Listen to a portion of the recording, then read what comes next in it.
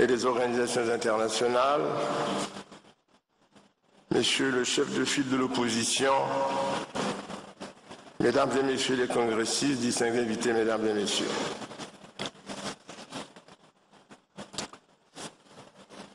Nous sommes comblés, Monsieur le Président. Nous venons tous de suivre dans un élan de communion partagée le message sur l'état de la nation de son Excellence, Monsieur le Président de la République. Ce fut un moment d'une grande intensité émotionnelle. Plus d'une heure de parler vrai.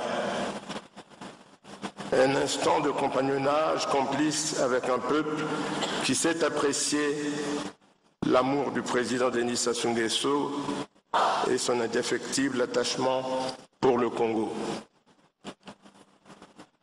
En effet, j'ai vu l'apôtre de la paix se préoccuper de la concorde nationale au moment où les démons de l'aventurisme et de la division osent relever la tête.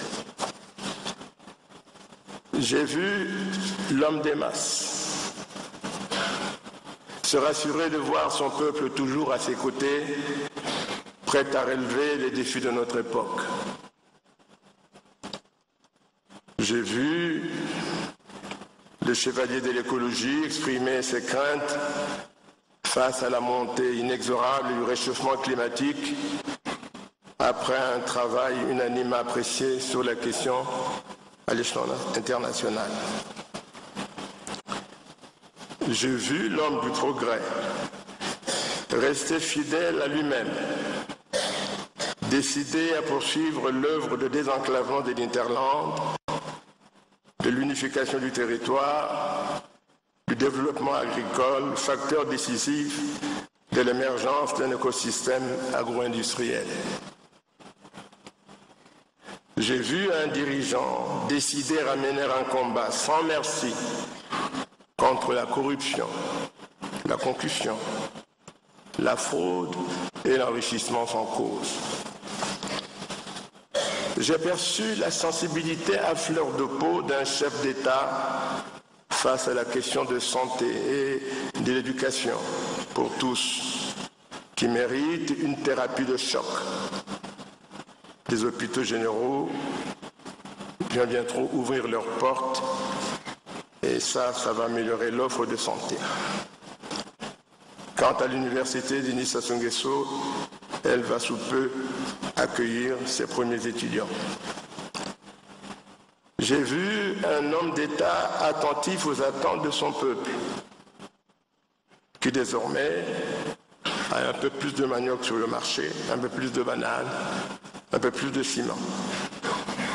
Un peuple qui attend fébrilement l'accord tant désiré avec le Fonds monétaire international pour se libérer des chaînes d'une crise aiguë aux effets les plus pervers.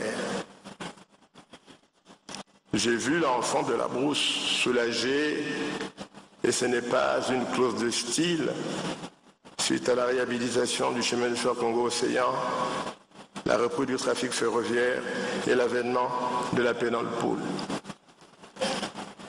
J'ai vu le citoyen du monde se réjouir de la bonne tenue de notre diplomatie à l'international.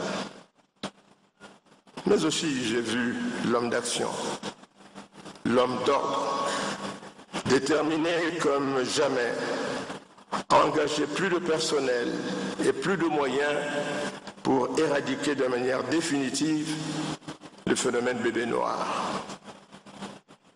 J'ai vu un bâtisseur qui, sans dévier d'un iota, suit le chemin d'avenir et la marche vers le progrès.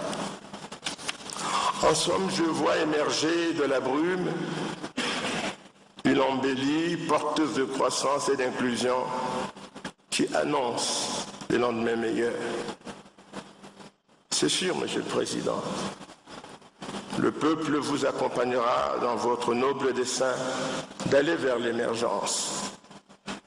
Il le fera le temps qu'il faudra, parce que vous tenez d'une main ferme le gouvernail du bateau Congo.